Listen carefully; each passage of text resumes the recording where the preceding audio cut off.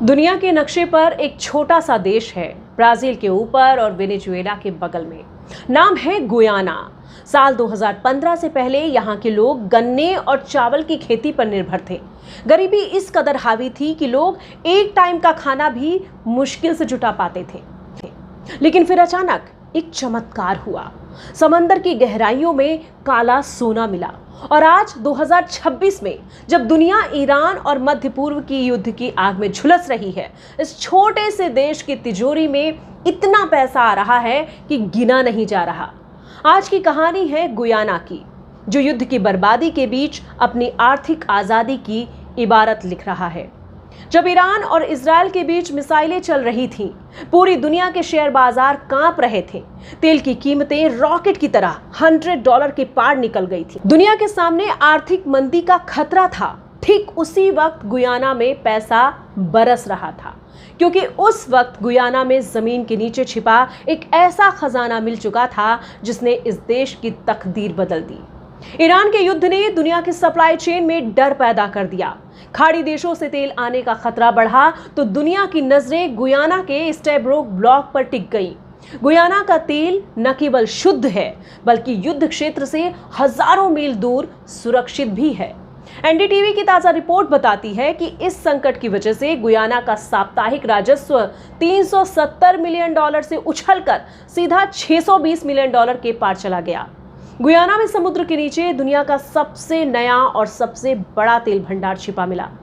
Exxon Mobil जैसी दिग्गज कंपनियां वहां पर पागलों की तरह ड्रिलिंग कर रही हैं। और मजे की बात तो यह है कि गुयाना की आबादी मात्र 8 लाख है।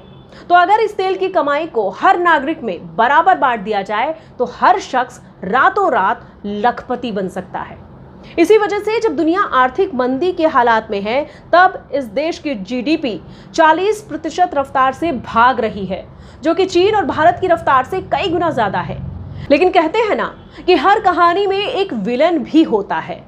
गुयाना की इस अमीरी को देखकर पड़ोसी देश वेनेजुएला की रातों की नींदें उड़ गई हैं। वेनेजुएला ने गुयाना के 2/3 हिस्से पर अपना दावा ठोक दिया है। वेनेजुएला ने दावा किया है कि जहां पर तेल के भंडार मिले हैं वो इलाका उसका है। तो एक तरफ ईरान युद्ध की आग है और दूसरी तरफ दक्षिण अमेरिका में एक नया युद्ध भड़कने की आशंका बढ़ गई है। गुयाना अब केवल एक छोटा सा देश नहीं, बल्कि ग्लोबल सुपर पावर्स के लिए शतरंज की बिसात बन चुका है।